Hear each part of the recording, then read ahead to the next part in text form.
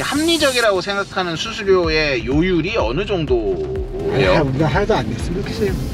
우리가 수수료를 억지로 낮추잖아요. 그러면은 공급 부족이 일어납니다. 그거는 소비자 피해로 돌아올 수 있어요.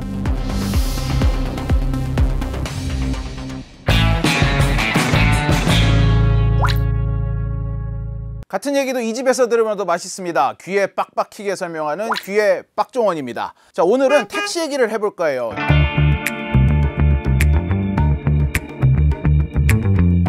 지금 발등에 불이 떨어진 카카오가 당장 두 가지 약속을 했습니다. 하나는 지금 콜 몰아주기 논란이 있었죠. 이걸 다 오픈하는 걸 검토하겠다라고 했습니다. 그리고 두 번째는 수수료예요. 수수료를 택시기사들이 원하는 만큼 낮추겠다라고 했어요. 사실상 백기투항을 한 겁니다. 택시업계와 플랫폼 업체 그리고 정부, 이 삼각 어떤 구도 속에서 계속해서 문제가 생기고 갈등이 생기고 정부가 개입하고 이런 모양인데, 여기서 빠져있는 게 하나 있습니다. 바로 승객입니다. 그래서 오늘은 이 택시 문제를 철저하게 승객의 관점에서만 바라보도록 하겠습니다. 누구인가? 택시를 잡기 1년 중에 가장 어려운 때가 언제라고 생각하세요? 연말에 택시 잡기 왜 힘든지 아세요? 카카오 블루에 가입을 해 있는 가맹 택시기사분들을 만나서 얘기를 했더니 바로 세금 문제 때문이라고 합니다. 그 위에 갓등이라고 그러죠. 이 택시 위에 등을 보면 T라고 써있는 이 네모난 이 직사각형 모양의 등을 달고 양옆에 카카오 캐릭터 랩핑을 하고 있는 회사가 이른바 카카오티 블루라고 해서 유료 가맹을 한 택시들인데, 이 택시들은 실제 버는 돈의 20%를 이 가맹 비용으로 카카오에 수수료를 내고 있어요.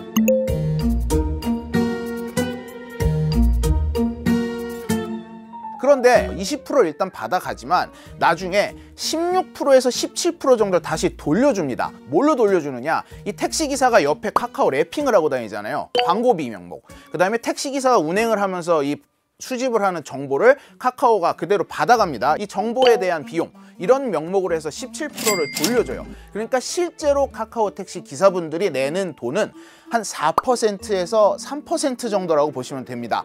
그런데 그럼 이걸 왜 문제 삼느냐?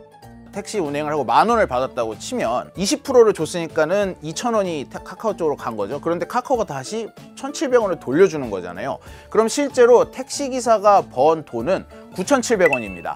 하지만 이거를 국세청에서 봤을 때는 무조건 택시기사가 벌어들인 수입만 보고 거기에 세금을 매기기 때문에 117%를 번 걸로 보는 거예요. 우리나라 이 세액 구간이 1년 수익을 8천만 원을 기준으로 나뉘어요.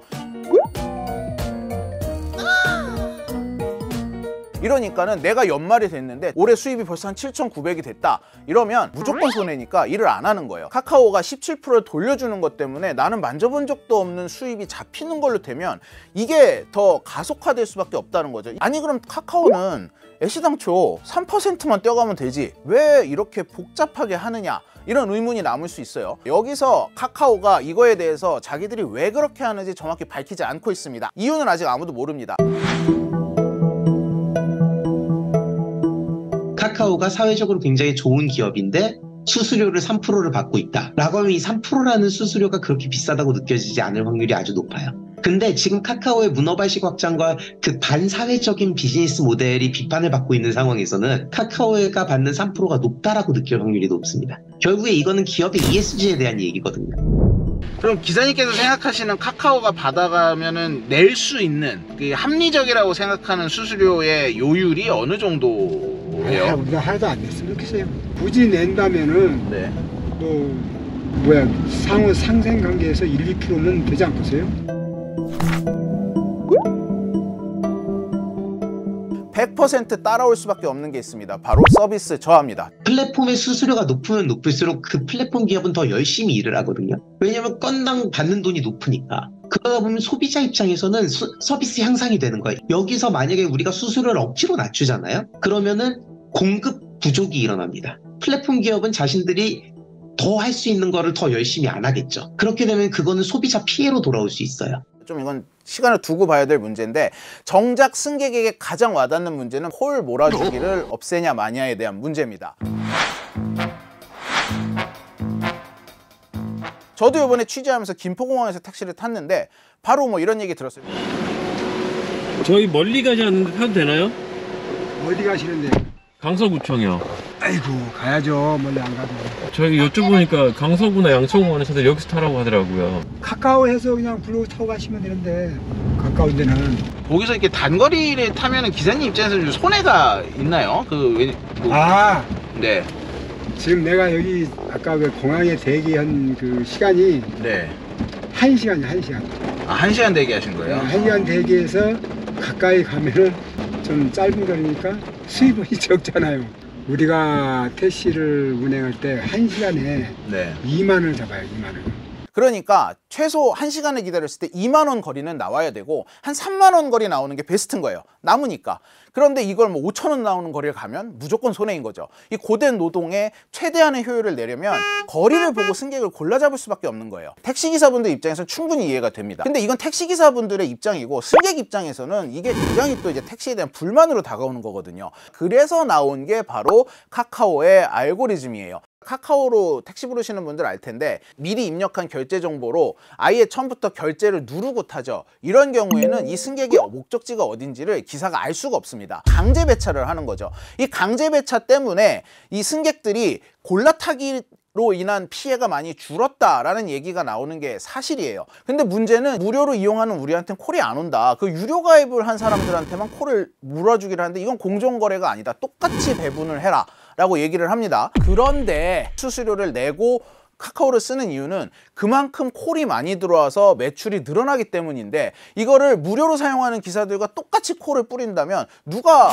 돈을 내고 가입을 하겠습니까? 카카오에서는 그래서 몰아주기라는 표현을 되게 싫어해요. 이거는 알고리즘에 의한 거다. 콜 성사율이 높은 기사에게 더 많이 가도록 하는데 목적지를 가리고 승차를 이렇게 승객을 골라서 탈 수 없게 시스템을 만들어 놓은 유료 가입자가 당연히 콜 수신율이 높아질 수밖에 없고 정부가 승차 거부 줄이려면 실제로 효과가 있었잖아. 근데 왜 이제 난리야? 이게 이제 카카오의 이 속사정인 거죠. 최근에 택시를 콜을 급할 때 바로 못 잡았던 경험이 있으신 분도 있지 않으십니까? 학교 수업을 늦었는데 안 잡혀가지고 자취방에서 학교까지 그 거리가 짧으니까 다들 안 잡아서 그쵸. 그래서 블루를 그냥 불러서 승차 거부는 사실 택시를 이용하시는 분들은 최소 한 번쯤은 다 당해보셨을 거예요. 저도 뭐 사실 상당히 많이 당했고 할증이 붙는 시간에 딱 전후해서 콜 잡기가 어렵다고 해요. 이렇게 되다 보니까 내가 택시가 잘 잡히지 않을 경우에 3,000원 정도 웃돈을 주고 카카오를 부르면 승차 거부 없이 오잖아요. 이게 택시에게 승객들이 가지고 있던 가장 큰 불만이 이 시스템으로 인해서 어느 정도 일정 부분 해소되는 게 있어요. 그런데 만약에 지금 이 정부의 압박에 못 이겨서 카카오가 이 알고리즘을 좀 뜯어 고쳐서 유료 가입을 하지 않은 기사분들에게도 같은 수로 콜을 뿌린다면 승객 입장에서는 골라받기를 하는 사례를 경험을 할 수 있게 되겠죠. 결국은 승객의 불편으로 다가올 수 있는 아주 중요한 부분입니다.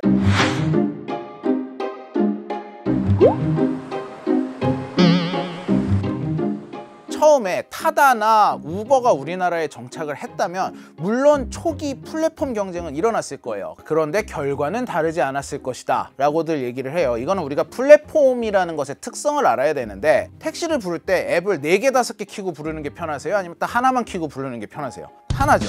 플랫폼은 무조건 가장 덩치 큰 플랫폼이 이 시장을 장악하는 습성이 있다 보니 결국은 하나만 살아남는 이 형태로 갔을 것이다 라는 게 전문가들의 예상입니다.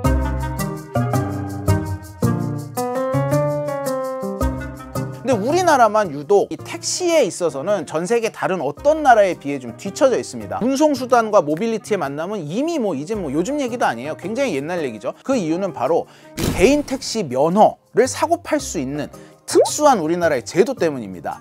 우리나라가 1960년대에 이 경제 성장을 이루면서 교통수단이 있어야겠다라는 정책적인 판단을 했어요. 1957년 무렵에는 시발 택시가 등장했습니다. 교통 붐을 일으키기 위해서 개인 택시를 권장을 했고 이러면서 준 하나의 혜택으로 이 개인 택시 면허는 유통기한이 없습니다. 그리고 이게 끝이 아니라 이걸 내가 자식에게 넘겨줄 수도 있고 부인에게 넘겨줄 수도 있고 남편에게 넘겨줄 수도 있고 아니면 제3자에게 팔 수도 있고 이런 식의 약간 특이한 형태의 이 면허 거래 관행이 생기게 된 거예요. 이러다 보니까 이 면허가 하나의 재산권이 돼버린 거죠.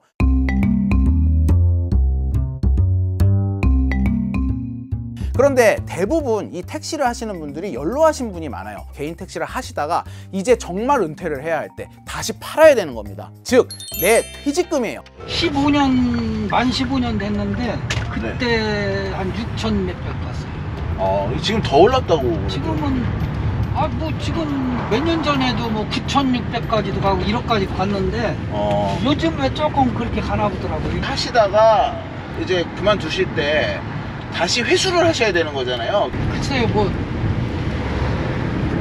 그 산 가격 이상은 받아야. 타다는 라이센스를 사지 않았어요. 근데 카카오는 라이센스를 사서 이거를 경쟁을 했단 말이죠. 그러니까는 타다에게는 굉장히 적대적일 수밖에 없는 게 그들이 가지고 있는 라이센스의 가치를 인정하지 않겠다. 라이센스 없이 똑같은 사업을 영위하겠다라고 한 거거든요. 택시기사들은 생존의 위협을 받을 수밖에 없는 거죠. 이래서 결국은 우버와 타다 같은 새로운 형태의 택시업은 우리나라에서는 퇴출이 된 거고, 이 면허를 건드리지 않는 선에서 할 수 있는 사업만 살아남게 된 거죠. 이러다 보니까 지금 카카오 점유율이 95%까지 간 거고요. 이 안에서 택시기사분들은 점점 고령화가 되고 있고, 이런데 뭐 새로운 피 수혈도 잘 안 되고 수익성은 점점 나빠지고, 그런데 승객들에 대한 택시에 대한 불만은 점점 높아지고 있고, 규제라는 장벽에 둘러싸여서 그 어떤 신사업 혁신도 들어오지도 못하고 나가지도 못하는, 옴짝달싹 못하는 상황이 돼 있는 겁니다. 근데 이게 이제 정치적 고려가 항상 들어온다는 게 문제예요. 지금도 이제 선거가 얼마 안 남지 않았습니까? 기자들이 민심 알아보는 취재할 때 택시부터 타거든요. 이게 택시기사분들에게서 이 좌지우지되는 민심의 그 어떤 양, 이거를 숫자로 측정할 수 없지만 이거 무시 절대 못합니다. 이 정치권에서 이거를 외면할 수가 없는 거죠. 그런데 이 어떤 카카오가 알고리즘을 고치면서 강제 배차를 하는 이 수가 확 줄어들게 되면 뭐가 생길까요? 승객 불만이 높아질 겁니다. 이러면 이제 단속 나가겠죠. 정부에서도 승차 거부를 없애라 라고 또 이 지침이 내려올 거예요. 왔다 갔다 하는데 정부 정책이 이래도 되느냐에 대한 비판이 나오고 있어요. 카카오가 의도적으로 뭐 코를 몰아주기를 했다 안 했다라기보다는 카카오의 비즈니스 모델을 우리가 용인할 수 있는 거냐 아니냐에 더 가깝다고 저는 생각을 합니다. 자칫하면 이런 부분은 특정한 방식으로 꼭 비즈니스를 해야 된다라고 어떤 사업자들에게 좀 강요를 하는 셈이 될 수가 있거든요. 사실 정부가 그런 역할을 해서는 안 되는 거고요. 이 산업은 오롯이 이 산업의 소비자들과 공급자들의 관점에서 쳐다봐 줬으면 좋겠어요. 여론을 통한 정책에 왔다 갔다 거리는 이 현상은 산업 발전에 굉장히 큰 걸림돌이 될 수 있기 때문이거든요. 자, 여러분들은 택시업계의 가장 큰 문제가 뭐라고 생각하시나요? 이 댓글로 달아주시면 제가 추가 취재를 한번 해보도록 하겠습니다.